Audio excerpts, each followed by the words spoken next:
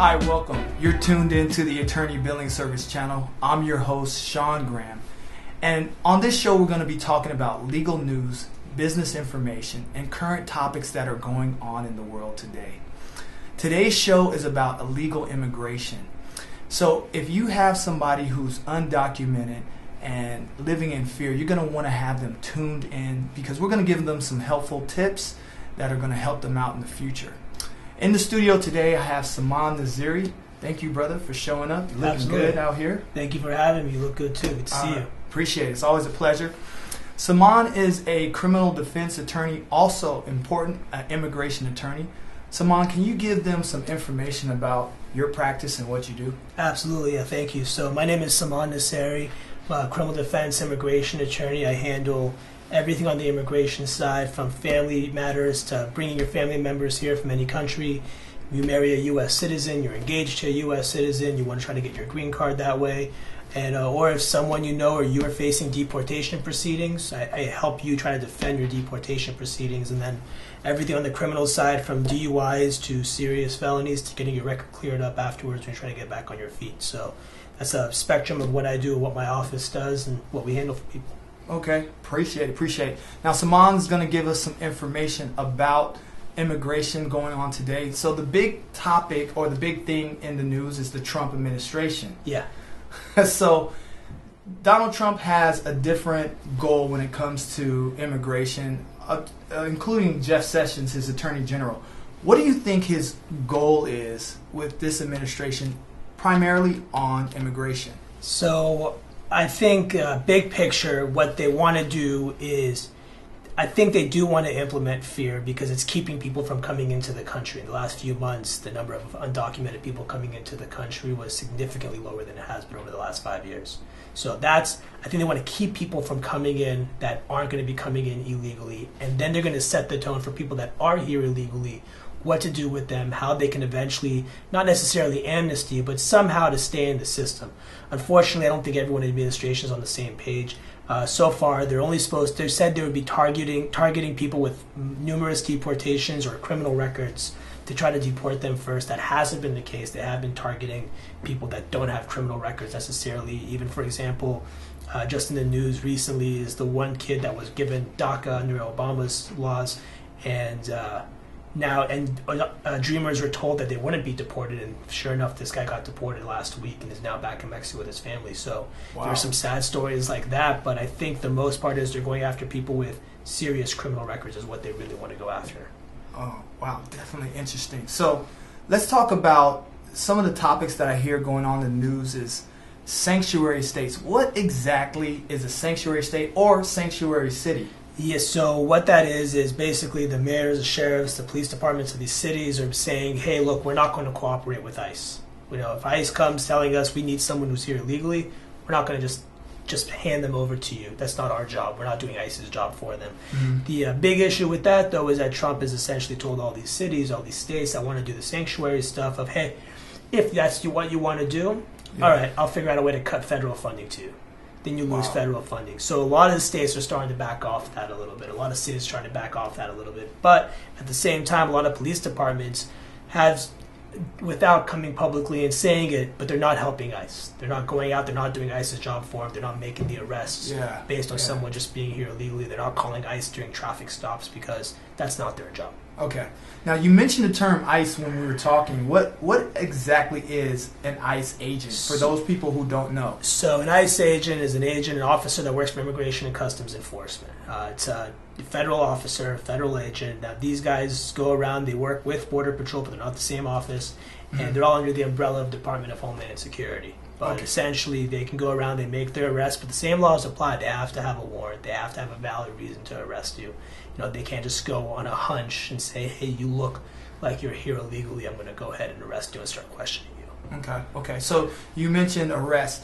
Where exactly can an ICE agent, if they wanted to arrest you, where can they arrest you? So Technically, they can arrest you anywhere that they have probable cause to arrest you. Like I said, the same laws apply. So if they come into a workplace based on a warrant that they think that people are working there illegally, then go ahead and do a sweep of the workplace and arrest people in the workplace. They can come into people's homes if they have the proper paperwork and documentation to do so.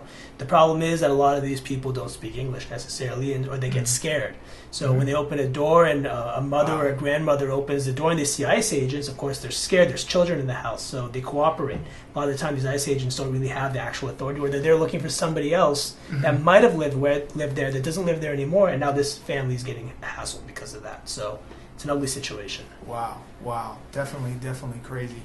So you talked about the ICE agent, and you talked about them coming into your house. How can someone... Well, let's back up before I say that. How can you not be a target for ICE? How can you get off their radar? Because I'm assuming that someone who is dealing doesn't want to even be on a target for ICE. They don't want to be in a situation. They want to stay under the radar. So there's no real way to get out of their crosshairs. If ICE wants to find you or has it out to come get you, they're going to eventually come get you and find you and do whatever they need to do. My biggest thing, if you can and you have the means to do so and it's possible, check with someone to see if there's anything you can do to legally stay here in the United States. See what process you can go through to figure out a way to stay here legally. Get some sort of visa, green card. If you have a family member, an employer, someone that's willing to sponsor you, see what your options are first. Because if you can put yourself in the system somehow and legitimately put yourself in the system somehow, I'm not saying just filing out applications to file applications, but if you have something going for you, don't delay on it. I see people all the time that are delaying to file these applications because they don't want to spend the money on it, or they're just lazy, they don't want to do it. But they have that option available to them. That's the best thing that someone can do, is get the ball rolling on their case, especially for family members and parents. You guys heard that. Get the ball rolling. Do not delay.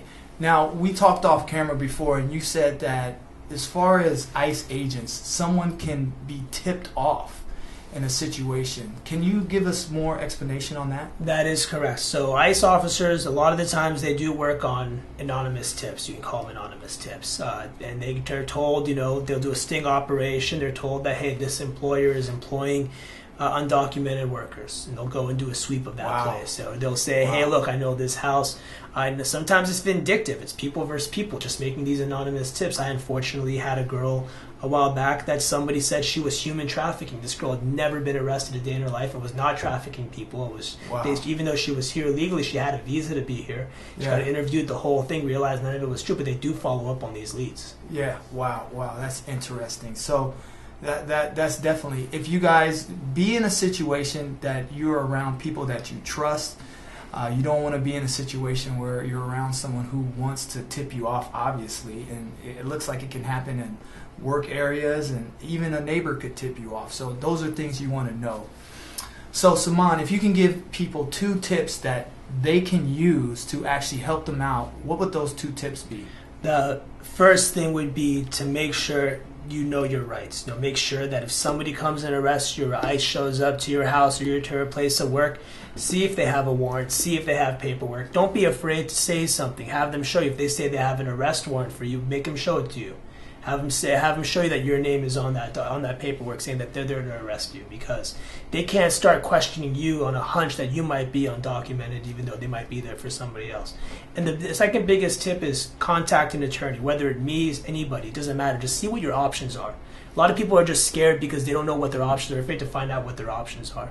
But a lot of people have options, and you want to find out what your options are and get the ball rolling, like I said earlier. Nice. So, Saman, do you do free consultations? We do. We do free consultations. Our office is fluent in Spanish and in English. We offer the free initial consultations to our clients because we're there to give you, it's not legal advice, it's there to tell you what your options are. It's there to tell you, hey, look, you do qualify or don't qualify. The last thing we want to do is charge you for something that we know is not going to get granted. We're there to help you. So if we can at least even tell you what your options are so you have peace of mind, that's why we give free consultations. We're available on the weekends. We're available by appointment. All you have to do is call our office, and we can go ahead and get you set up with something. All right, Saman, give them a number so that they can reach you Yeah, absolutely. So we can be reached anytime at 619-610-9595. Again, our number is 619-610-9595. And you can visit us online at www.nasserilegal.com. Again, www.nasserilegal.com. There's a chat window on the website if you want to talk to us too. You can learn a little bit more about what we do there. Nice, nice. So we're going to be ending this show. Remember, if you guys like this channel, give me some information, give me some feedback, hit the like button here. If you hate the channel, let me know too. Give me some tips that you guys want to talk about for the next show. In the meantime, we just want to remind you to keep it legal, and I'll talk to you soon.